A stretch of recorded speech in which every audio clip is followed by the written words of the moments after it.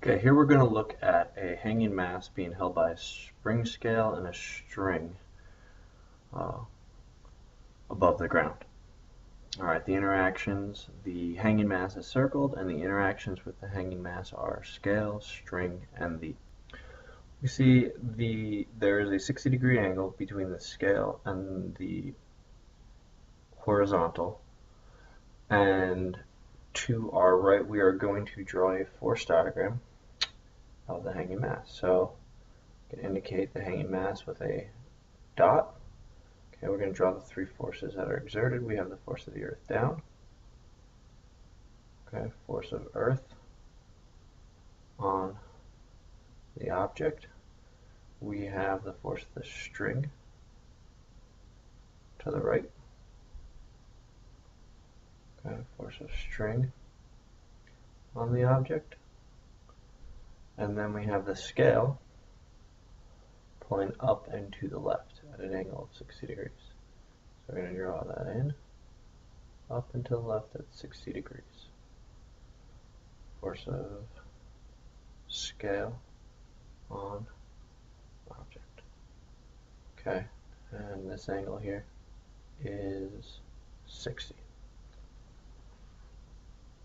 Okay, now we're going to apply Newton's law vertically and horizontally. First, we'll start vertically. So I'm going to take, since the force of the scale pulls in two directions, I'm going to take this and I'm going to look at its components in each direction.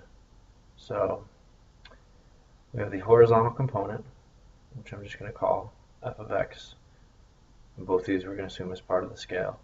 And my vertical component, which is I'm going to call f of y. Alright, at my angle 60, and this is the force of the scale. So in the y direction, and since the object is hanging and it is not moving, we can say the acceleration is at 0. This will equal the force of y going up and the force of the earth going down. So part of the scale pulls up, part of the earth pulls down, and those two parts balance out. Now, in order to get the force of the scale exerted in the y direction, we have to use trig functions. So if we look at this, we have 60 degrees, opposite of 60 is going to be the force exerted in the y direction, and the hypotenuse of that will be the force of the scale. So this is going to be sine, there we go, alright, I can write now. Sine of 60 is the y component of the force of the scale on the object. Okay, so in order to solve for just the force of the y component of the scale, I have f of y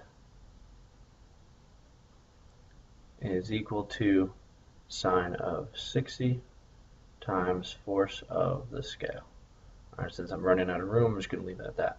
Now I have the vertical component subtracted from the earth, and I'll fill that into Newton's second law.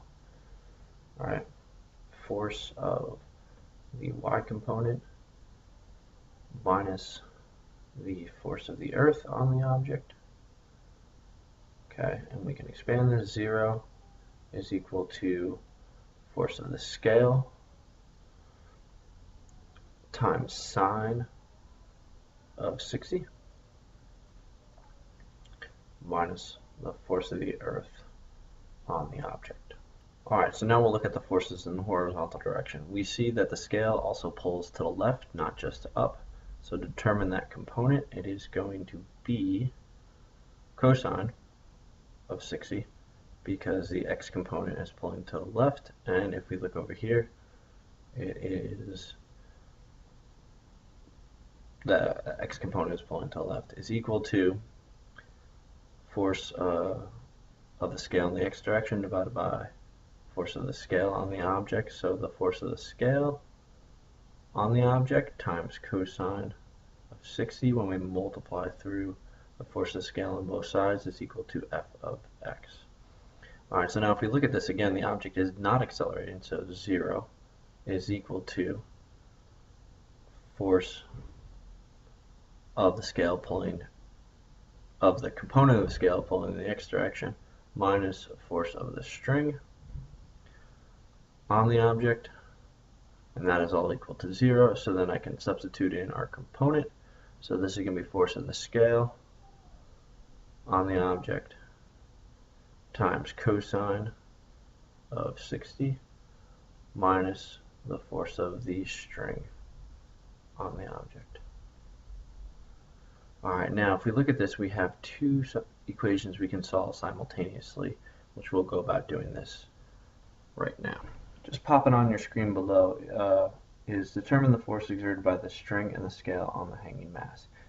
The reason I save this for last is because everything, the force diagram, breaking it into component form, and analyzing Newton's second law needs to be done before we can even address the question. So right now, since this is all done, we can actually address the question, determine the force exerted by the string and the scale on the hanging mass. So looking at this, since we know that the component, the vertical component of the scale, force of the scale times sine of 60 is equal to the force of the earth, we can add one to the other, and then we have the force of the scale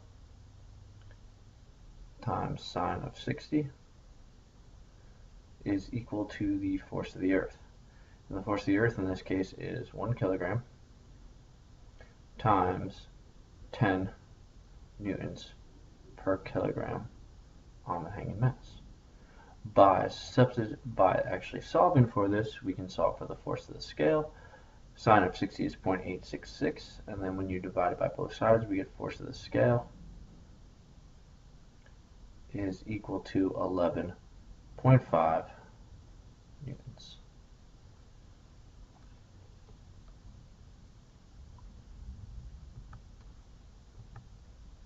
Okay, now that we know the force of the scale is 11.5 newtons, we can come over to the x direction and figure out the force of the string.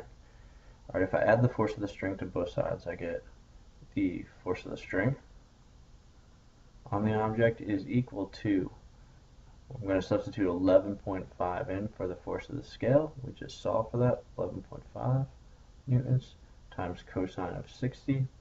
Cosine of 60 is 0.5, so we can then say half of 11.5 is 5.75 newtons. And the force of the string on the object is equal to 5.75 newtons. There you have it.